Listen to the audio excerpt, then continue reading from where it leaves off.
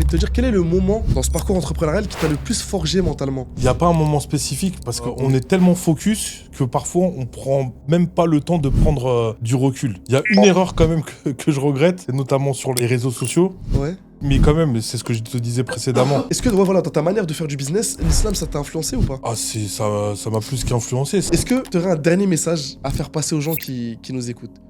Et ben,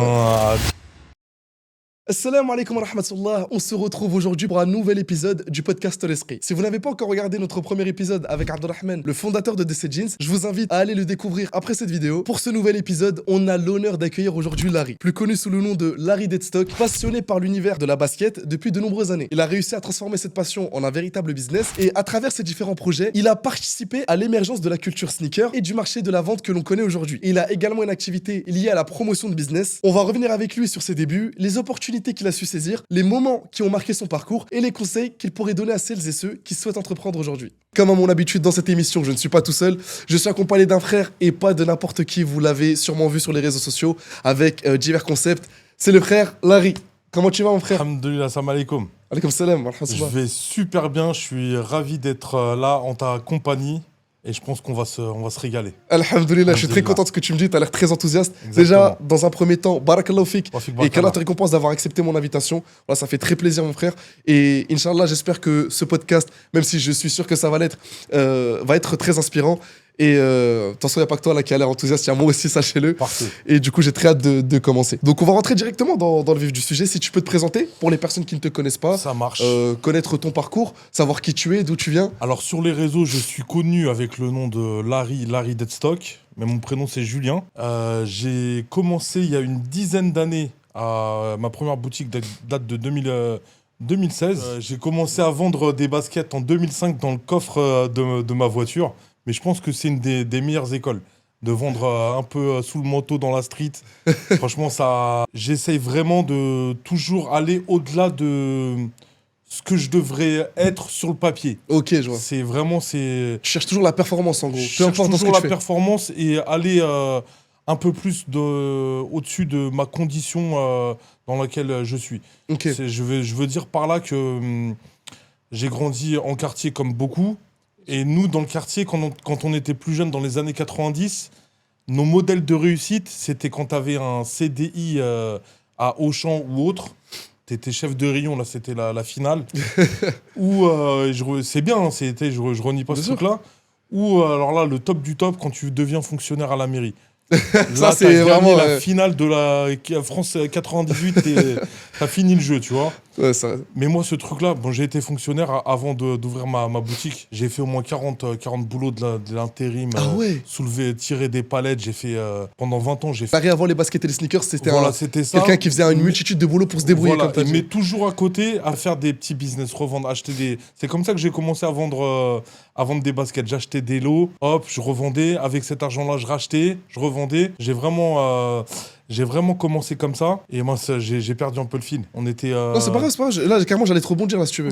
Et ça t'a toujours fait kiffer, du coup, d'acheter et de revendre, en fait, de te débrouiller comme ça, on va dire. Moi, j'ai toujours kiffé ça parce que je voyais déjà les gens de mon quartier beaucoup faire du business pas légal pour le coup. Mais Ouais, c'était de pouvoir vivre au-dessus d'avoir le SMIC, c'est pas suffisant pour Bien vivre. sûr. Tu vois, Bien sûr. le loyer, quand il coûte 1000 euros, tu fais les courses, il te reste plus rien. Ouais. Et là, tu me dis ça, c'est-à-dire que même à l'époque, au début des années 2000, le SMIC, c'était pas déjà le meilleur des... Ah non, tu fais rien avec. Tu sais, tu vivotes, quoi. Tu vivotes, mais il te reste jamais rien sur le compte. Tu finis tout le temps à découvert et tout.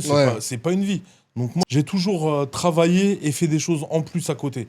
Et ça, c'était hyper important pour moi. Bien, là. Et c'est ce que j'ai découvert par la suite quand j'ai fait mes premiers voyages fin des années 2000 à New York, où là j'ai vu vraiment que c'était une mentalité, ils appellent ça hustler, tu vois, aux US. Et moi je me reconnaissais grave dedans. Vraiment la débrouillardise, même s'il faut enchaîner plusieurs tafs, faire des trucs à côté, moi j'ai toujours aimé ça. Ouais, je vois. Et même c'était au-delà de gagner de l'argent, c'était excitant de se dire j'arrive à faire des choses avec mes deux mains, ma tête et mes jambes, j'arrive à à aller au-delà de ma condition. En Et fait, tu ça, vois, je j'ai pense toujours aimé. aussi ce qui te fait kiffer, c'est quand tu vois le résultat de ce que tu as fait de tes propres mains, en fait. Quand tu vois que personne ne t'a assisté, etc., que tu as fait tout du début à la fin, et le fait que tu vois des résultats, ça te gratifie de fou, non? Exactement. Ouais, je Non, vois. vraiment, ça, c'était vraiment tous les jours, je pensais qu'à ça. Je vais me lever, je vais enchaîner mon taf légal Ouais. de la mairie, enfin légal. Quand je travaillais tous les jours en étant fonctionnaire, je faisais mon petit taf tranquille. J'avais l'impression d'être comme dans Superman un petit peu. Au travail, je suis Clark Kent. Ah ouais. Mais quand je finis, hop, je mets ma cape de Ta cape super-héros et là, je deviens plus Julien, là, je deviens Larry. Et là, j'entame ma deuxième journée de super-héros de la débrouillardise, tu vois. Et ça, je kiffais trop ça. Ouais, je vois. Franchement, je kiffais trop ça. Et à un moment donné, ben, la débrouillardise m'a fait gagner plus d'argent que mon travail de fonctionnaire. Et là, j'ai commencé à me dire, va falloir que j'arrête, que je saute le pas et que je pense sérieusement à entreprendre d'une vraie façon et pas que de vendre vite fait des baskets par-ci Ouais. par-là et en faire vraiment un métier et une entreprise. Et en plus de ça, avec l'islam qui est arrivé, Ouais. c'était, C'était à j'ai la même commencé période à un peu? entreprendre en même temps quand je suis à la même période où je suis devenu musulman. Ok, donc vers 2005, 2000, entre 2005. Ouais, ou plus sérieux, entreprendre vraiment plus sérieusement, c'était en 2008-2009, c'est à la même époque où je suis devenu Musulman. musulman. Ok. En plus, au début, avec une fois au max du max, j'étais sur mon petit nuage de Krillin comme dans Dragon Ball Z. Tu sais, fallait. Quand c'était l'heure de la salade, Ouais, même t'étais s'il fallait la déterminé. faire sur le parking devant tout le monde, presque je la faisais là, tu vois. Donc j'étais vraiment déterminé et puis bah, je me faisais. Là, j'ai ressenti vraiment le racisme dans le travail, tu vois. C'était que des blagues, des trucs. À un moment donné, tu serres les dents, mais C'est vrai. tu craques. T'en vois pas bouler les gens. T'as envie d'avoir le bon comportement et tout, mais c'est à la limite. Ouais, non, non, c'est normal, ça blesse. Ouais. Donc c'est très blessant. Et à un moment donné, bah, ils m'ont mis carrément, À l'écart. comme on dit, au placard. Mais moi, en me mettant au placard, ils m'ont fait accélérer mon envie d'entreprendre. Et c'est là, bah, dans mon temps libre au travail, parce que malheureusement ou heureusement pour moi, à ce moment-là, quand j'étais fonctionnaire, ben, je faisais mon travail, mais j'avais quand même du temps libre Ouais. pendant mon travail. Donc là, c'est là où mon cerveau il s'est mis en ébullition et où j'ai commencé à me dire, va falloir que je mette les choses en place pour que ça aille plus vite et que je me sauve De ce monde-là, du de ce salariat. monde-là. Et Exactement. c'est incroyable ce que tu me dis, parce qu'en plus de ça, même, c'est ma. Tout à l'heure, je voulais te poser une question, mais t'as pu y répondre naturellement. Si t'es resté jusque-là, c'est que devenir libre financièrement t'intéresse. Et c'est spécifiquement pour les musulmans et musulmanes comme toi que j'ai préparé une vidéo spéciale, disponible uniquement pendant ce mois de juin. Dans cette vidéo, je t'ouvre les portes de l'écosystème l'esprit. Je te fais visiter l'intérieur, écran partagé, rien de caché. L'écosystème l'esprit, c'est exactement ce qui a permis ces résultats. Ces résultats, ou encore tous ces résultats de nos élèves qui s'affichent à l'écran. Ou encore comme cette boutique lancée par l'un de nos coachs avec la stratégie exacte qu'il enseigne au sein de l'esprit, qui a pu générer plus de 500 000 $ en moins de 6 mois. Tout est prouvé, tout est documenté, comme les résultats de nos élèves qui visent 2000 € de bénéfices nets par mois de manière 100% halal. L'objectif, remplacer ton salaire en 2026 et gagner ton indépendance, Inch'Allah. Je te préviens, et c'est pas une fausse urgence marketing, cette vidéo va disparaître à la fin du mois de juin. Et après ça, on ferme les portes de l'écosystème pour nous concentrer à 100% sur la réussite de nos élèves et potentiellement la tienne. Toutes les infos sont sur le lien sous cette vidéo. Va la regarder maintenant avant qu'il ne soit trop tard et reviens finir ce podcast. C'est que j'allais te demander du coup quel a été le déclic qui a fait que tu t'es dit voilà vraiment là je vais me lancer dans l'entrepreneuriat. Et du coup alhamdoulilah pardon t'as pu y répondre, c'est que voilà t'as dit que déjà de base tu commençais à gagner plus dans ta débrouillardise que dans ton travail. Couplé à ça, le fait que quand tu es devenu musulman, t'as senti un petit peu de racisme au travail, etc. Donc, en fait, il y a eu plusieurs douleurs, entre guillemets, qui ont fait que, voilà, vraiment, tu t'es dit, là, je veux me lancer dans l'entrepreneuriat. Et c'est ce genre de déclic qui a fait ça. Exactement. Avant Ouais. de me lancer dans l'entrepreneuriat, vraiment de me dire j'arrête mon travail de fonctionnaire Ouais. et entre guillemets aussi, quand on est fonctionnaire, on a la sécurité de l'emploi à vie. Ouais, Et à ce moment-là, j'avais déjà 2 enfants en bas âge. ouais, Il y en a plein qui m'ont refroidi, qui m'ont dit mais t'es fou, tu lances un truc alors que t'as la sécurité de l'emploi, t'es sûr d'avoir ton salaire toute la vie et tout. ouais, je vois. J'ai eu ma petite période de réflexion. Et puis après, j'ai pensé tout simplement à qui est-ce qui me donne ma subsistance. C'est le maire de ma ville ou c'est Salah, Allah. c'est Et vrai. après, j'ai repensé au hadith qui parle de. Je vais pas pouvoir le retranscrire parfaitement, mais de l'oiseau qui sort le matin le ventre vide et à chaque fois qui revient le ventre plein et qui arrive à nourrir ses enfants. Donc à un moment donné, toute cette petite peur, c'est parti en fumée. Je me dis, Bismillah, je me lance. J'ai confiance en moi et j'ai surtout confiance en Allah. Il va pas m'abandonner. Je sais pourquoi je le fais. Et vas-y, je fonce. Alhamdoulilah, voilà, c'est Alhamdoulilah. ça qui me fait trop plaisir, c'est que même parmi, tu sais, j'ai déjà fait des podcasts avec des frères avant, et alhamdoulilah, il y a toujours un point commun qui nous relie tous dans notre parcours entrepreneurial, c'est toujours cette confiance en Allah qui nous aide à tenir malgré nos obstacles et qui nous cherche toujours aussi à obtenir plus avec des intentions qui sont nobles. Mais on a toujours cette confiance en Allah qui fait que, voilà, comme tu as dit, Ar-Razzaq, il n'a pas de limite. Je fais les causes à 2000%. Comme tu as dit, regarde, tu as confiance en toi dans les causes, entre guillemets, que tu mets en place, mais tu as surtout confiance en Allah. Et c'est ça vraiment qui est incroyable. Et par rapport à ton entourage, là, on parle tu sais, de confiance et tout, est-ce qu'ils avaient confiance en toi? Est-ce qu'ils croyaient en toi dans tes projets à ce moment-là? Quand tu Alhamdoulilah, te lançais dans la débrouillardise? par rapport à mon entourage le plus proche, donc ma famille, ma femme, elle m'a toujours soutenu. D'autant plus que j'en ai jamais trop parlé sur les réseaux un petit peu ces derniers temps. Moi, j'ai un enfant, j'ai deux enfants, dont une fille, alhamdoulilah, qui est handicapée, qui est autiste. Et subhanallah, tu vois, cette épreuve-là, eh ben, je remercie carrément Allah de me l'avoir donnée. C'est bizarre à dire, hein, Non, c'est. mais ça m'a d'autant Alhamdoulilah. plus motivé je vais parler un peu trash, mais à me déchirer dans l'entrepreneuriat pour pouvoir aussi accorder la vie que je veux Voilà.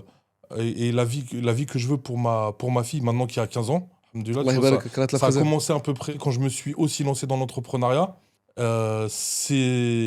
C'était aussi pour faire en sorte que ma femme n'ait pas besoin de travailler, puis qu'elle puisse Ouais, s'occuper à temps plein de ma fille qui ne peut pas faire l'école classique. ouais, Mon fils, il va à l'école, même dans une école privée. alhamdoulilah. Mais, alhamdoulilah, ma fille, je voulais pas du tout qu'elle aille dans un centre fermé à faire de la pâte à modeler ou des trucs comme ça.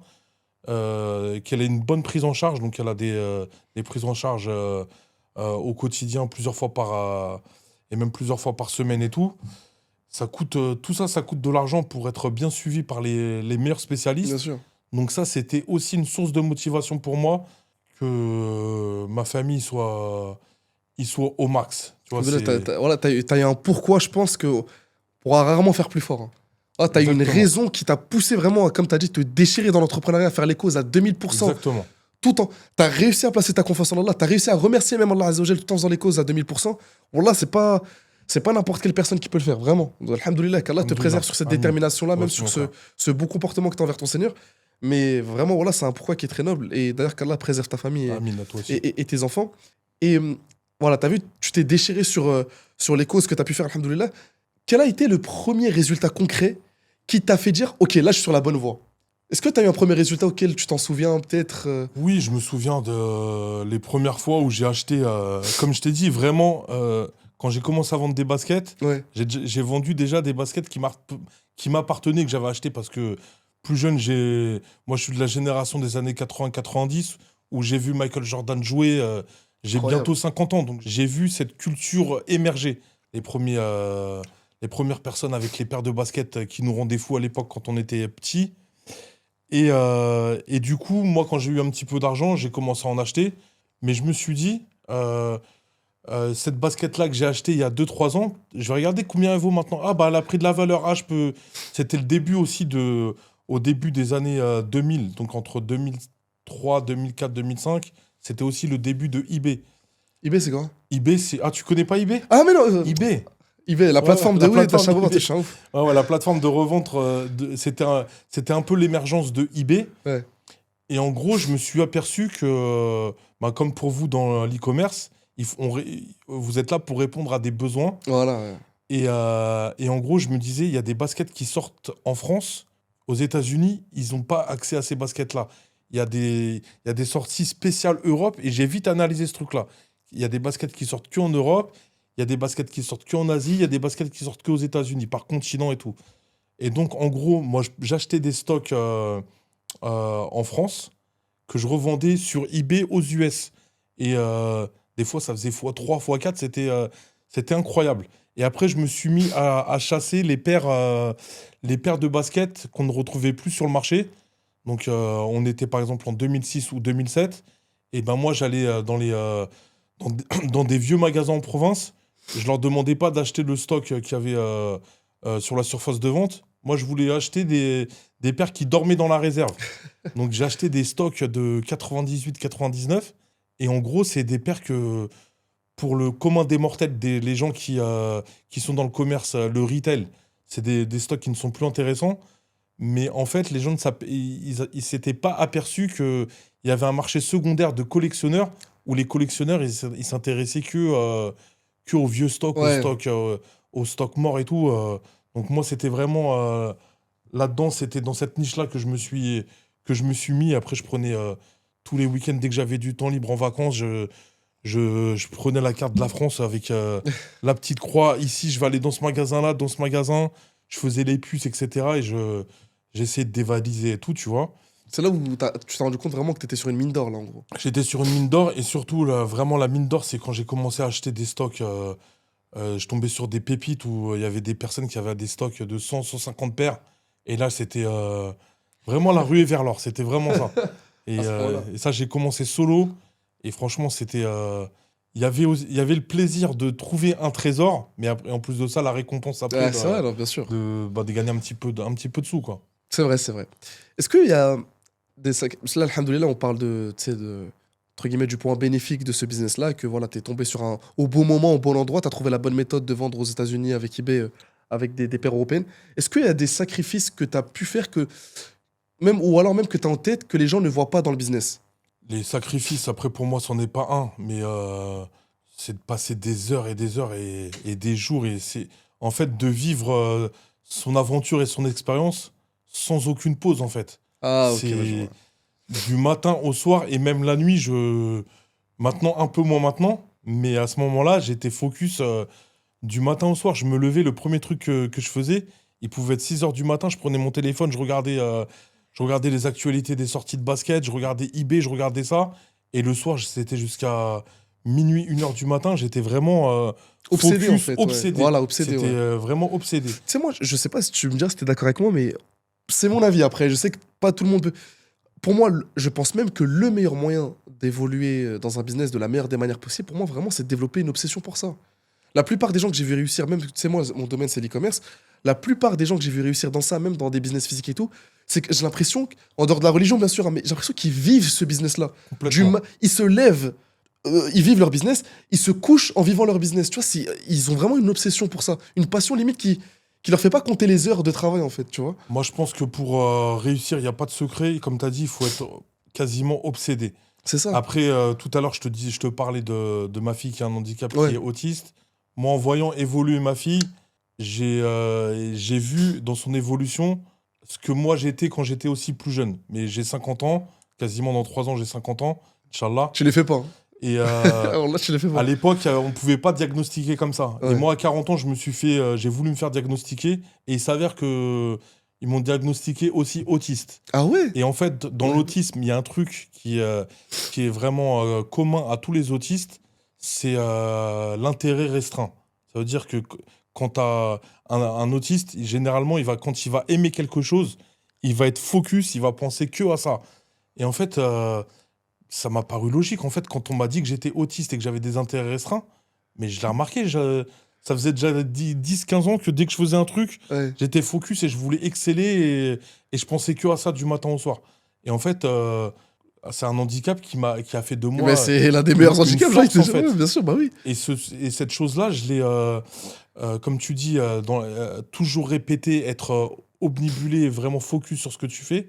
C'est ce que je faisais plus jeune. Plus jeune, je faisais des choses qui n'étaient pas très bien. Je faisais du graffiti et des tags. Et c'était marquer son nom à répétition partout. Ouais. Donc ça, je l'ai fait plus jeune.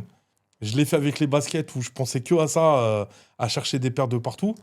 Et après aussi, un peu plus tard, et avec les baskets, dans la création de contenu, où là, c'est pareil, c'était T'as bombardé, genre. de la répétition. Moi, ça fait plus de... Franchement, je pense que ça fait plus de 10 ans. J'ai jamais fait de pause. Tous les jours, j'ai envoyé au moins une vidéo. Mais vraiment sans...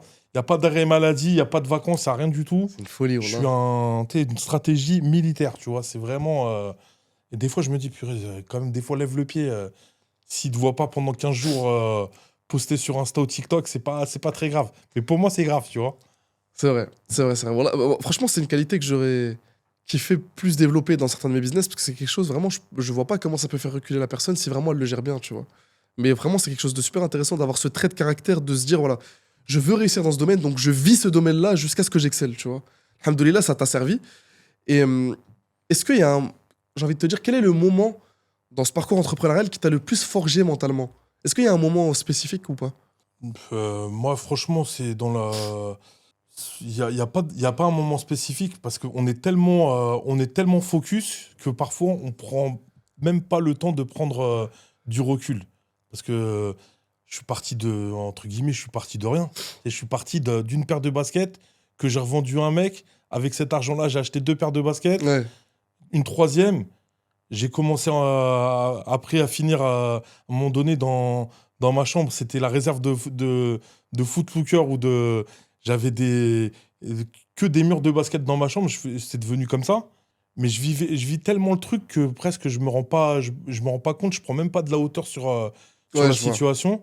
Et je me dis, là, d'une paire de baskets, à la fin, j'ai ouvert en 2016 la première boutique, pas tout seul, avec mes associés qui sont opérationnels. C'est grâce à eux. C'est eux aussi qui m'ont dit que j'avais possibilité et on avait possibilité de faire quelque chose de grand.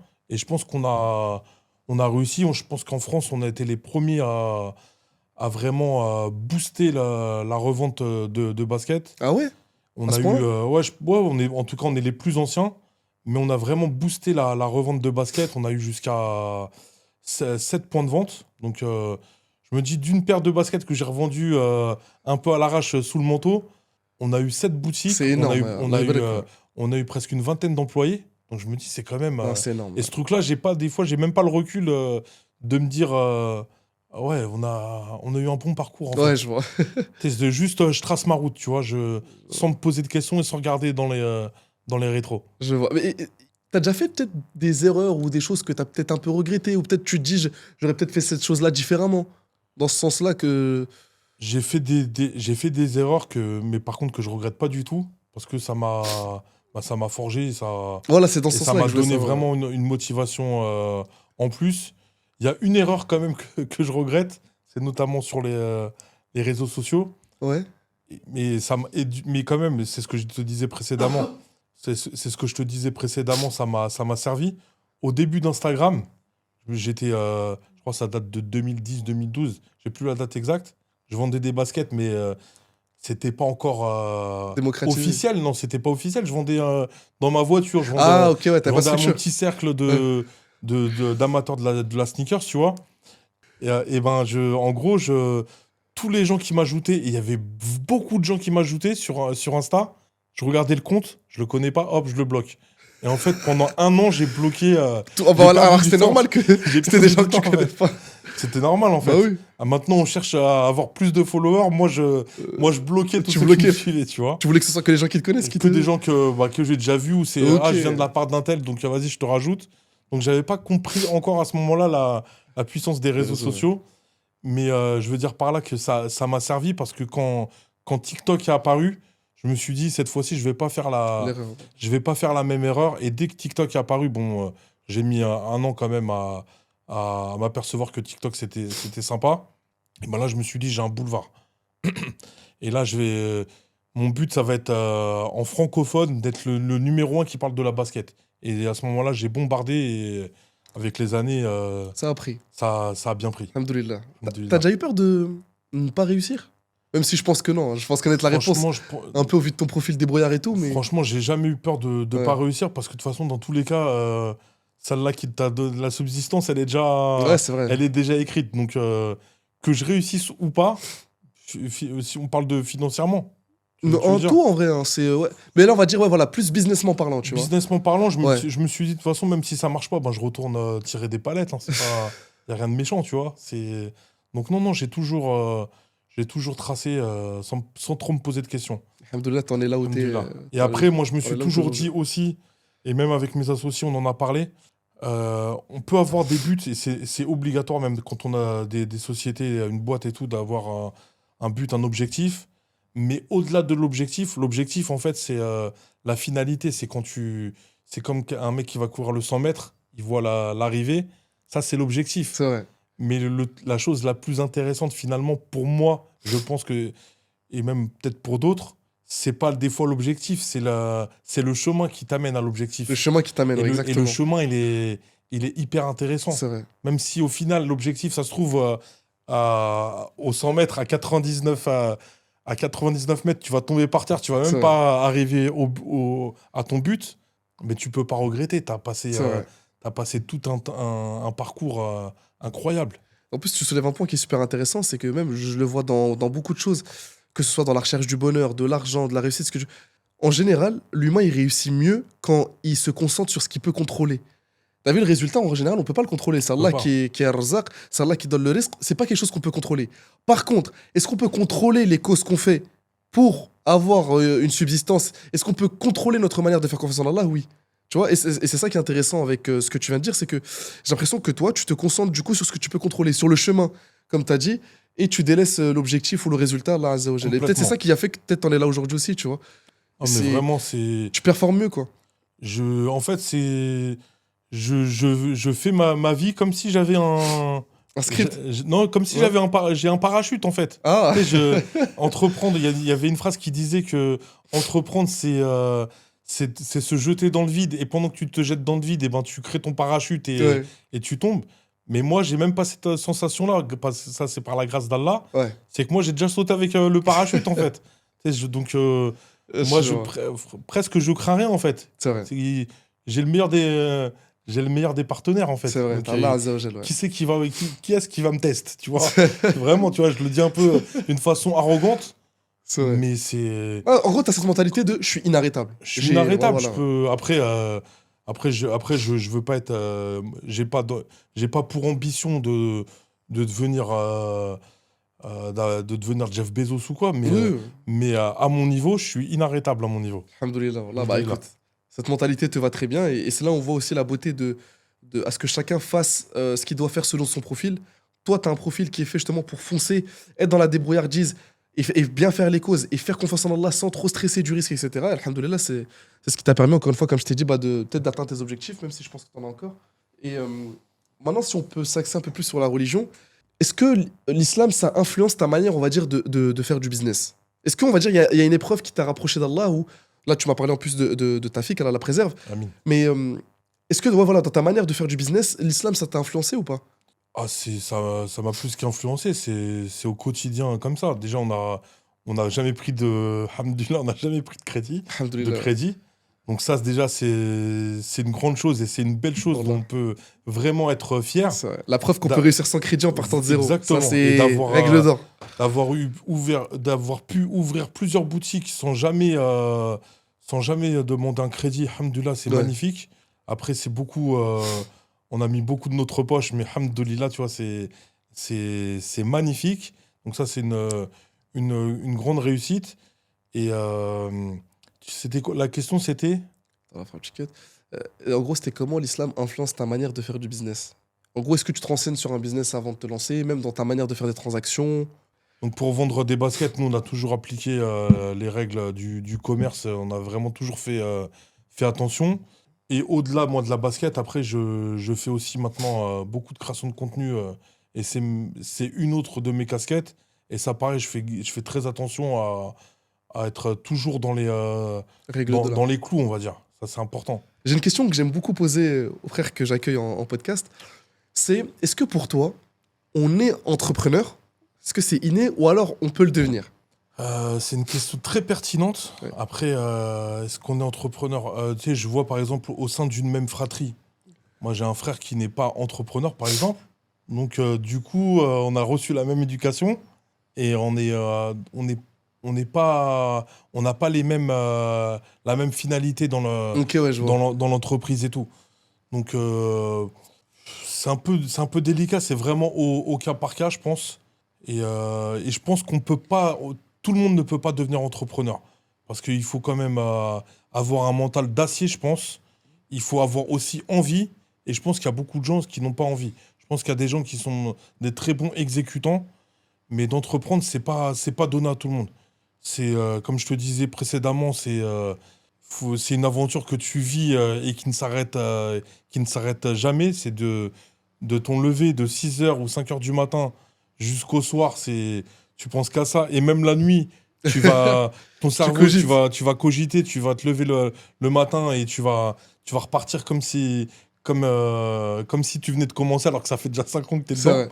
Donc, C'est pas tout le monde qui peut c'est assumer pas ce tout le monde cardio-là, et ouais. c'est pas tout le monde qui veut. Et puis, c'est normal, hein, que. Non, c'est vrai, c'est vrai. Mais c'est une super aventure. Franchement, moi, ça fait plus de 10 ans que j'entreprends et je regrette vraiment pas du tout. Je suis épanoui. J'aime Alhamdoulilah. vraiment ça. Après, bon, je pense que tu as déjà eu des difficultés comme tout le monde, c'est normal.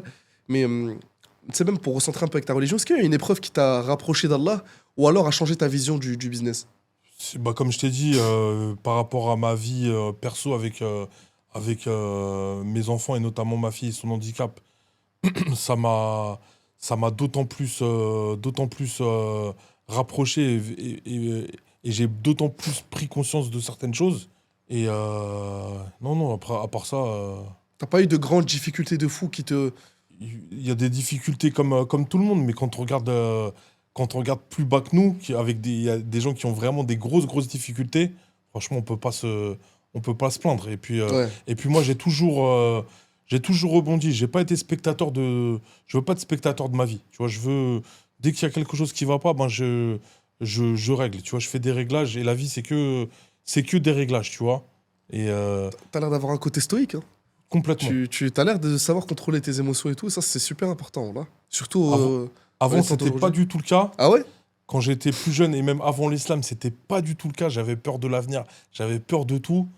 Maintenant je suis pris Tu je suis laisses le pris par la vent. main. Ouais, Alhamdoulilah, après, en plus de ça, quand on a la chance de visiter la Mecque, de faire ouais, d'aller à Médine et tout ça, bah, tu rentres encore plus serein. c'est vrai. T'en as la chance d'avoir la plus belle des religions qui répond à toutes nos questions. C'est vrai. Pourquoi on veut s'inquiéter? Pourquoi en fait il y a certaines choses où on a le contrôle, mais les choses sur lesquelles on n'a pas le contrôle? Et voilà, Pourquoi on exactement comme s'inquiéterait je en t'ai dit, fait? ouais. Ok. Est-ce que tu aurais des conseils à donner pour quelqu'un qui hésite à se lancer et que tu aurais aimé entendre à sa place? Parce que tu sais, c'est pas tout le monde qui est stoïque, c'est pas tout le monde qui sait gérer ses émotions. Il y en a, ils ont un peu plus de réticence. Donc, quel conseil t'aurais à donner à ces gens-là qui hésitent? Moi, les conseils que je peux donner, que je donne parfois que je donne à mon fils et même à ses amis, c'est il faut essayer de vivre en étant le plus épanoui possible. Pour être épanoui en tant que musulman, c'est pouvoir faire ses prières et être dans un bon environnement. Et surtout pour réussir, la réussite, c'est pas que financier. Et pour moi, ça ne l'a jamais été. Pour moi, l'argent, c'est pas une finalité, c'est un outil. Moi, l'argent, ça m'achète que ma liberté, faire ce que je veux quand je veux. C'est, et je veux pas spécialement une Rolex ou Ouais, je veux pas une Porsche, tu vois. Moi, je veux juste être libre et me dire quand j'ai envie de manger avec un ami à cette heure-là, ben, je mange avec lui. Quand j'ai envie de partir quelques jours à un endroit, ben, je peux y aller. Après, je suis pas en vacances. Je suis en vacances, moi, comme tout le monde, hein. Je suis pas en vacances 10 fois dans l'année. Je pars ouais. deux fois. Alhamdoulilah, je suis content. Et donc, pour moi, les conseils que je peux donner, c'est faire quelque chose qu'on aime, s'épanouir aussi en étant épanoui, mais ça se rejoint, se faire confiance, à un moment donné aussi casser le cadenas, parce que j'ai l'impression que beaucoup ont un cadenas qui veulent pas casser. Quand tu veux dire cadenas, même mentalement? Genre une croyance Cadenas limitante ou mental quoi? et c'est un cadenas qu'on a, en fait, on a peur d'entreprendre, en Ouais, fait. ouais, bien On a sûr. peur de se dire, ah non, mais c'est que pour les autres. Je vais reprendre. Des fois, quand on regarde ce que font les gens sur les réseaux, on se dit, ah lui, il a réussi, mais c'est pas pour moi. Moi, Ouais, je vais continuer juste à faire ma petite vie tranquille. Alors qu'au fond de lui, ça bouillonne, ça se trouve. Tu vois, c'est vrai, c'est ça vrai. bouillonne, mais la personne, elle va se dire, non, non, mais c'est pas pour moi. Si c'est pour toi, si t'as envie, c'est pour toi. Fais-toi confiance. Casse le cadenas, vas-y. Tu vois, même si au début, même si tu veux faire du contenu, au début, tu peux avoir peur d'appuyer sur Publier. Rec Ouais, et de publier. Mais vas-y, c'est pas grave. On a le droit de se tromper. C'est Tu sais, vrai. et c'est en se trompant On apprend. qu'on apprend. Moi, quand je regarde, par exemple, les débuts de mon contenu, mais je les ai gardés exprès, tu vois. Je pourrais me dire, vas-y, je vais passer une après-midi, je vais tout supprimer. Mais non, je garde parce que ça fait partie Ouais, de c'est mon de la beauté, histoire. ouais. Et le début le début que quand on fait du contenu à maintenant, ça n'a rien à voir, tu vois. Et c'est pareil pour le business, hein. Au début, euh, au début tu fais des erreurs et après, C'est il y a ça. des process, après, il y a des trucs. C'est ça. Donc, non, être passionné, casser son cadenas et foncer, penser à rien d'autre que. Penser à rien, tu vois. Penser à rien, juste voir son boulevard et y aller, tu vois. En gros, comment pourtant on devrait inspirer les jeunes à entreprendre, c'est-à-dire les encourager à entreprendre, tu vois, sans tomber dans l'obsession de l'argent, c'est-à-dire sans... parce qu'en général, la plupart des gens, quand on parle d'entreprendre, c'est directement, tu vois, flexer une vie de Ah fou, oui. avoir un mode de vie un peu, tu vois. Bah moi je pense que c'est ce que je fais sur les réseaux sociaux. J'ai pas mal de gens qui me suivent entre Insta, TikTok, Facebook et j'en passe. Ouais. Moi j'ai jamais flexé. Tu vois, je montre que je suis quelqu'un de normal parce que je suis normal. Ouais. Tu sais, et même si à l'occasion, il y a un pote qui va avoir une grosse voiture et tout, je pourrais sauter sur l'occasion. Ah, attends, je vais faire. Mais je fuis ça même, tu vois, c'est pas intéressant. Tu vois, moi j'aime bien me filmer, et même quand je fais des vidéos sur les baskets, j'aime bien aller dans des endroits populaires, tu vois. Je Ok, ouais, vais je vois. dans des endroits de Monsieur Tout le Monde parce que on est Monsieur Tout le Monde en Et je fait. le vois même dans tes vidéos, Tu ouais, sais, ça donne un esprit chaleureux même en ouais, plus. voilà, et c'est ça pour moi qui est important, c'est de montrer que bah, la vie, c'est pas que l'argent, c'est pas que tout ça, l'essentiel, c'est de vivre des bons moments avec les gens qu'on aime, avec sa famille, avec ses amis, et, euh, et surtout aussi de se consacrer, de garder quand même du temps, même si on est focus sur son business, de quand même garder du Garder temps du temps. pour sa religion. Tu vois, C'est vrai. et ça, c'est très important parce que on peut vite glisser. Donc, il faut tout le temps s'accorder son petit temps pour la religion, c'est hyper important. Je sais pas si tu t'informes un peu aux autres business qu'il y a actuellement sur les réseaux, que ce soit l'e-commerce, que ce soit le closing, que ce soit même des business physiques comme la restauration. Bah, je sais que tu fais des vidéos aussi sur la Exactement. restauration. Quelles sont les opportunités à saisir selon toi pour toi en 2026? Moi, je pense que le e-commerce, c'est le business à pousser vraiment en 2026. Moi, je regrette vraiment même de m'y être intéressé un peu tard. Mais si j'étais plus jeune, franchement, je me mettrais à fond là-dedans. Pour moi, vraiment le commerce et le business surtout qui est idéal même pour un musulman. Tu peux travailler de partout. Parce qu'il y en a qui pensent que juste appuyer sur deux, trois boutons et ça se fait. Non, ouais, non, ouais, bien sûr. Je sais qu'il y a vraiment beaucoup de taf derrière. Ouais. Il y en a qui vendent ça en disant que c'est hyper facile. En 5 minutes, tu crées une boutique et tu deviens milliardaire. Ça, Ouais, je sais que ouais, ouais. c'est faux. Mais des formations et des boutiques, la façon dont vous le faites, je sais que ça, c'est hyper intéressant pour les jeunes et pour les moins jeunes. Et ça, c'est franchement un business que j'ai pas trop le temps en ce moment. Mais Normal, ouais, franchement, bah, c'est chacun en fonction je de. m'y mettrai. Je pense que c'est vraiment idéal pour se lancer et voler de ses propres ailes et entreprendre. Donc pour toi, c'est l'un des meilleurs business en 2026 à lancer. Ah, Surtout même pour franchement, un ouais. musulman qui veut une liberté géographique ou quoi. Ah bah c'est magnifique. Ok, ouais. Tu peux. Celui qui veut faire sa hijra, Ouais, il peut bosser de partout. Et puis, il n'y a pas de limite aussi. C'est ça qui est intéressant. c'est Pour vrai. quelqu'un comme moi, avec ma mentalité, je trouve que c'est parfait. Ouais, c'est vrai.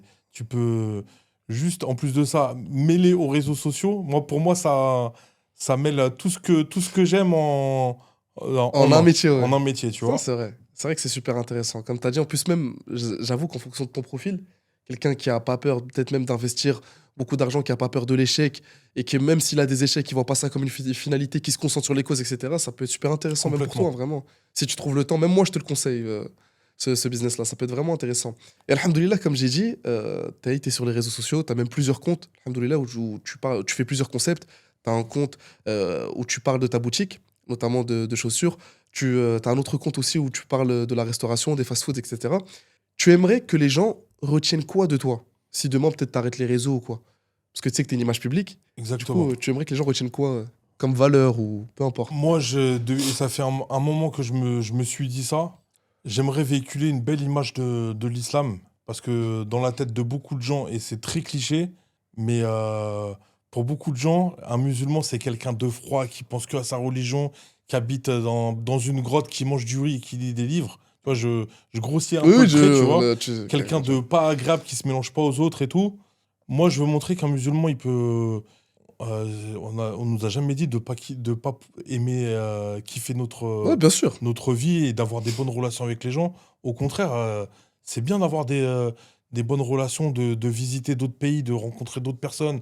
C'est magnifique. Et surtout d'avoir un bon comportement. Bien Pour sûr. moi, c'est très important. Et je pense que ça passe par là, ou des gens qui sont un petit peu réticents ou qui ne connaissent pas du tout l'islam, de se dire, ah, en plus de ça, la personne que je regarde au quotidien qui peut me divertir ou m'apprendre des choses, qui a l'air sympa, les musulmans. C'est vrai que c'est beau. L'un peut aller avec l'autre, mais C'est beau. c'est magnifique. Donc si ça peut ouvrir des portes à des gens à s'intéresser à l'islam par cette cause-là et par la grâce d'Allah, je pense on a tout gagné. Ouais, du coup, en gros, le message que toi, t'aimerais véhiculer, ou même ce que tu veux que les gens retiennent de toi, c'est dans l'intérêt de l'islam d'être un bon ambassadeur de la religion, du Ah coup, oui, justement. Voilà, ouais. c'est forcé.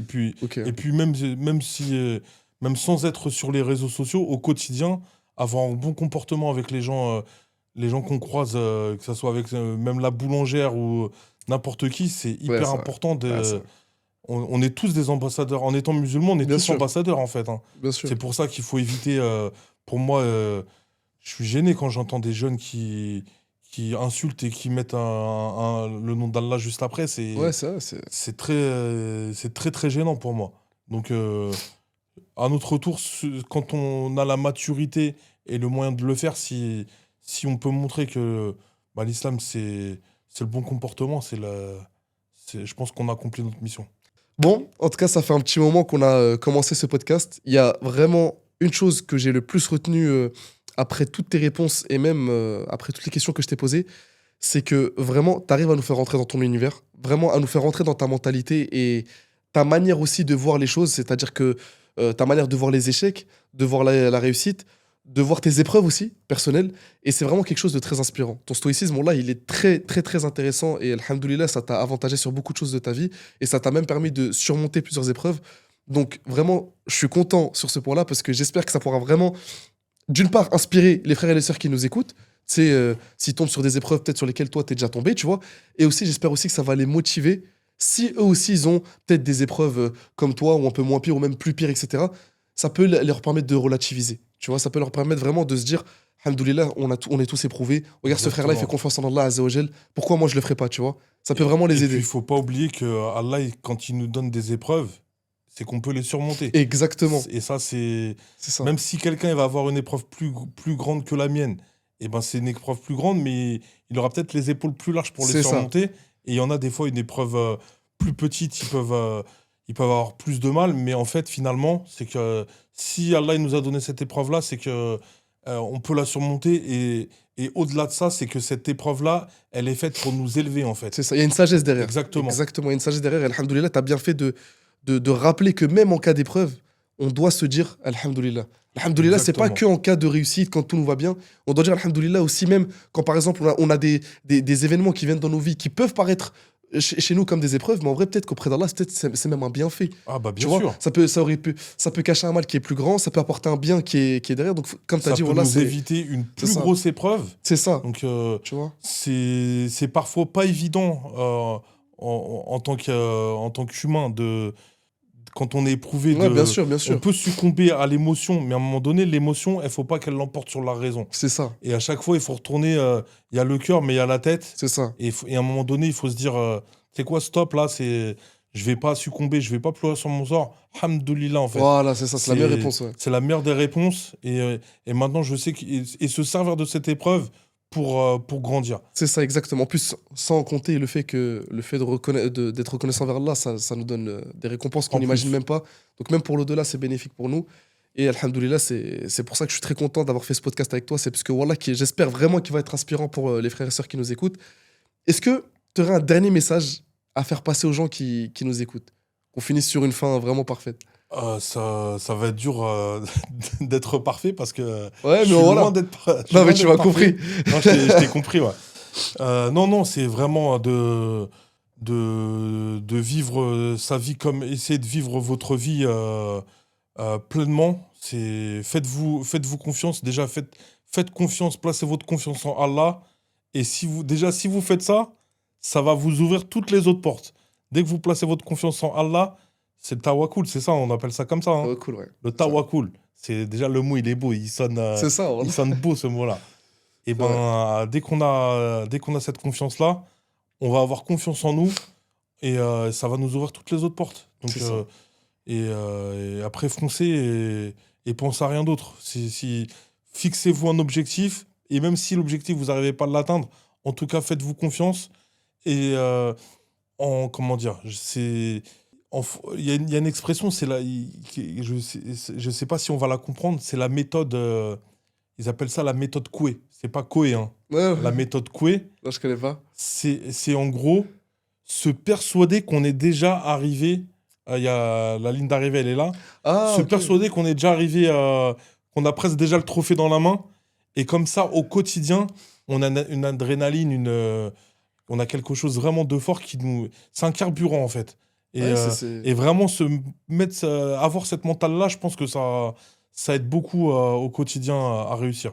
Du coup, à la fin de ce magnifique podcast qui était très humain et très inspirant, que ce soit businessment parlant et même psychologiquement, en espérant que tu as passé un bon moment avec moi, j'espère. Franchement, Alhamdoulilah. j'ai oublié les caméras. J'ai eu l'impression d'avoir une discussion avec un frère que tu es, Alhamdoulilah. alhamdoulilah, et franchement magnifique. Alhamdoulilah, barakallahu fik. Voilà, Fik sache que c'est un barakallah. plaisir qui a partagé. Voilà, j'ai beaucoup écouté et j'ai beaucoup appris même de ce que tu m'as dit. Alhamdoulilah. Tu vois, même vis-à-vis de ta mentalité. Voilà, encore une fois, je t'ai dit, ça m'a touché. Et donc voilà. Donc j'espère aussi que ça a eu le même effet pour les frères et sœurs qui nous écoutent, que ce soit sur tous les points. Et encore une fois, comme à mon habitude, j'espère vraiment sincèrement, je demande à Allah sincèrement que ce podcast-là vous a inspiré et que vous avez appris beaucoup de choses. On se retrouve du coup prochainement, Inch'Allah, très prochainement pour un prochain épisode avec un frère qui parlera encore une fois de son parcours, de ses réussites, de ses échecs, etc. Le but, Inch'Allah, c'est encore une fois d'être le plus inspirant possible. Et on espère, Inch'Allah, que l'Esprit Podcast vous inspirera encore plus et Inch'Allah vous aidera tout au long de votre parcours entrepreneurial. En tout cas, J'aimerais bien rajouter un petit mot. bien sûr, Tu m'as dit que j'étais très inspirant, toi aussi, tu es très inspirant. barakallah, fait que j'ai rien dit pour toi. Barakallah. Ah non, mais vraiment, moi, j'ai un garçon qui commence à grandir. Tu pourrais presque être mon fils, Ouais. alhamdoulilah. Et franchement, tu es un très bon exemple pour la jeunesse. Tu m'avais dit ton âge en off. Tu pourrais vraiment être mon fils. Ouais. Et franchement, t'es un très bon exemple pour la jeunesse musulmane. Et franchement, tu es aussi très inspirant pour toute cette population plus jeune que moi. Et franchement, qu'Allah te récompense pour ça.